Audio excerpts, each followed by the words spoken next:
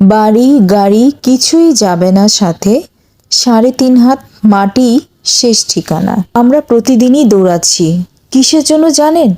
একটু বেশি টাকা, একটা সুন্দর বাড়ি, একটা সুন্দর গাড়ি, আর কিছু সামাজিক অবস্থান। আমরা জীবনটাকে এমনভাবে সাজাই যেন এই পৃথিবীতে আমরা অমর হয়ে থাকতে এসেছি। পাহাড় সম সম্পত্তি গড়ি, সোনা গহনা অলংকার জমাই, আর ক্ষমতার অহংকারে মাটিকে যেন তোয়াক্কাই করি না। কিন্তু দিন শেষে সত্যটা কিন্তু ভীষণ নির্মম। যেদিন এই চোখের আলো নিভে যাবে, নিঃশ্বাসটা আটকে যাবে, সেই দিন সাথে কি যাবে?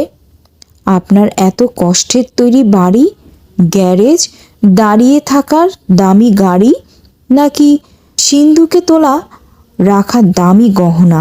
না, কিছুই যাবে না। সঙ্গে যাবে শুধু এই ৩.৫ হাত মাটি, যে রক্ত মাংসের দেহটাকে আমরা এত যত্ন করে সাজাই। সেই অহংকারী মাটির দেহটাই একদিন মাটির সাথে মিশে যাবে, নিঃশব্দে, একা। দেহ মাটিতে মিশে যাবে ঠিকই, কিন্তু আমরা যে পেছনে কি রেখে যাচ্ছি তা কি কখনো ভেবে দেখছি? মানুষের সাথে করা আমাদের অহংকার, স্বার্থপরতার, মিথ্যাচার আর বুক চিরে দেওয়া দুর্ব্যবহার, এগুলো কিন্তু মাটিতে মিশে যাবে না, এগুলো রয়ে যাবে এই পৃথিবীতেই। আপনার মৃত্যুর পর মানুষ আপনার বাড়ির কথা মনে রাখবে না, আপনার গাড়ি মডেল নিয়ে আলোচনা করবে না। মানুষ শুধু মনে রাখবে আপনি কেমন মানুষ ছিলেন।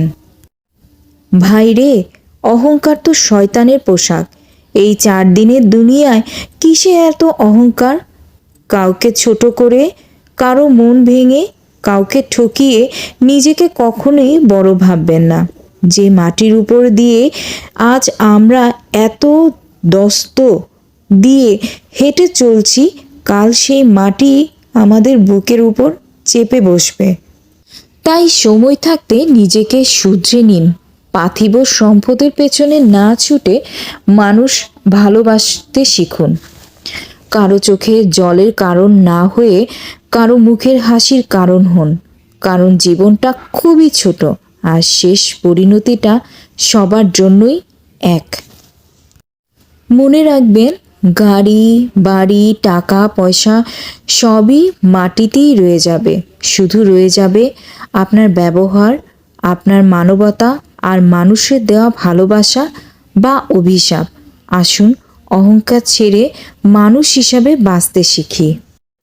এই কথাগুলো একদম চিরন্তন সত্য কথা, আর এই কথাগুলো আমাদের সবসময় মনে রাখতে হবে, কারণ মানুষ ক্ষণস্থায়ী। আমরা এই পৃথিবীতে এসেছি খুবই ছোট্ট একটা সময় নিয়ে, আর এটা হচ্ছে পরীক্ষাগার। পরীক্ষা দিতে এসেছি।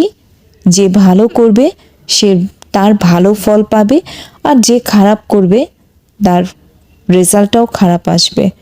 তো আজকের মতো এইখানেই বিদায় নিচ্ছি। আল্লাহ হাফেজ।